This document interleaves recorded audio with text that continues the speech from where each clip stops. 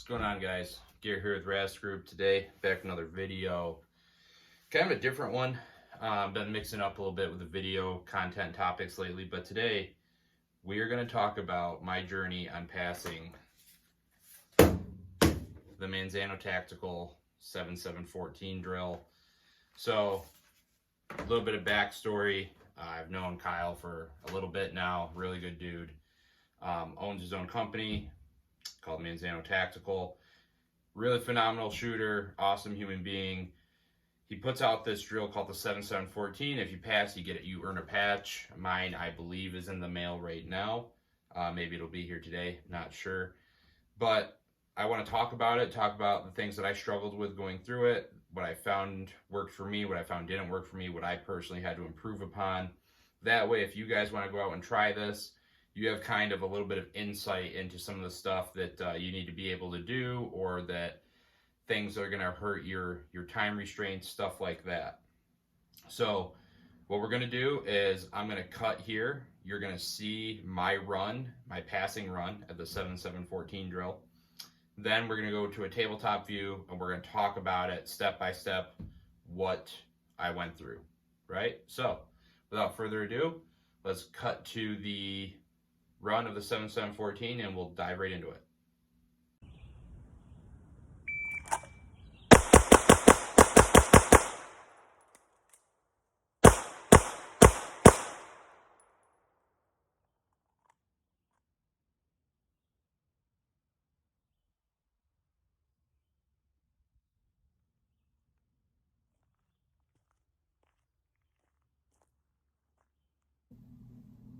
All right, guys, so you just saw my slightly abbreviated edited run at the 7714 drill. Hopefully you guys have a basic understanding of it now. We're going to talk about it anyway.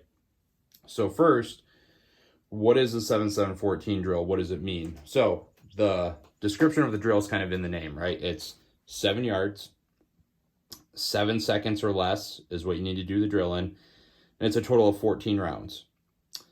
So that being said, it's at face value, this seems not too difficult, right? You're like, oh, okay, it's only 7 yards. I got 2 giant A zones, 2 head boxes, whatever.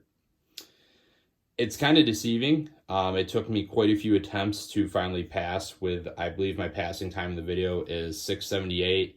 Shot timer battery was running low, so shot timer was acting weird, so it adds a 0.01, so really a 677, but we'll call it the time on the shot timer, 678. I'm not too worried about a 100th of a second. So the way it goes is you're going to draw, fire 5 to this A zone, transition over 5 into this A zone, slide lock reload, 2 rounds to this head box, 2 rounds to that head box. You do not have to have a fresh target every time you do it. However, I found that with that amount of rounds, 100%, it's easier if you limit yourself to 2 to 3 attempts on each set of targets. That way you're not losing track of your rounds. And trust me, it's not worth cheating, guys.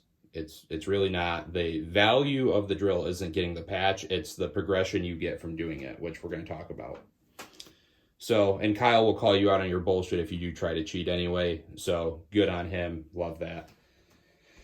So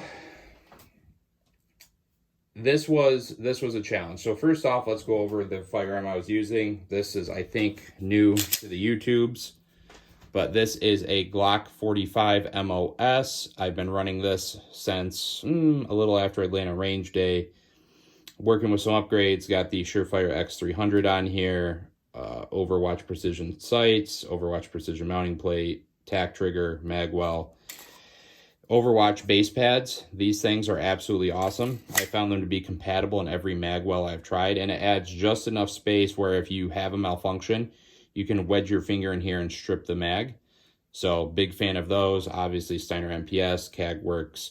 Gun has been running very, very well for me. We'll put that right up here for you to still look at. Maybe you'll actually want to watch the video if there's a gun in it. So I use that. I used my OG belt setup. You know, if you guys are looking to outfit your firearms with anything, firearm came from Winchester Armament. Shout out to Pat. If you need to outfit your firearm with any accessories, check out Brownells, guys. Code BOP10 for 10% off orders $150 or more on qualifying products. Most products are qualifying. So when I first started this drill, the first thing that I noticed was that my first shot was averaging around a 1.6 to a 1.7 coming out of the holster at 7 yards. Maybe that's because of some stress induced, whatever, but really not great, right? I'm sub-second from 3 yards. I can get sub-second from 5 yards. And then at 7 yards, I'm usually around like the 1.15 mark. Not great, but but speed is something I personally am still working on. So 1.6 to 1.7, I think, is pretty blazing fast at, 15 to 20 to 25 yards. That's pretty good. I knew that I needed to get that first shot down. So when I did the math, I realized that I probably wanted to be around the 1.25 mark. So I loaded up a couple mags, just started doing draw ones at 7, just getting that sight picture down. And I ended up working my average down to about a 1.3 to a 1.35, which is in the ballpark of what you want to set yourself up to pass this drill, right? That's the number you want.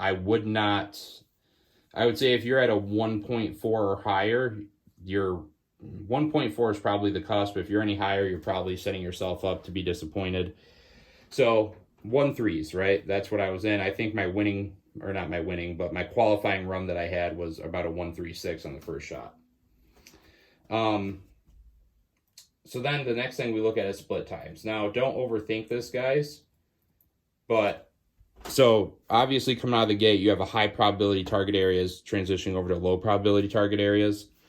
If you keep your split times around the 0.2 mark, whether that be 0.18s to 0.2s, I would say you're on track, right? If you're averaging like 0.24s, 0.25s, you're going to have a really, really fast reload, which we're going to talk about. That's what personally kept getting me slipped up, being just hundredths of a second over the time standard several times in a row.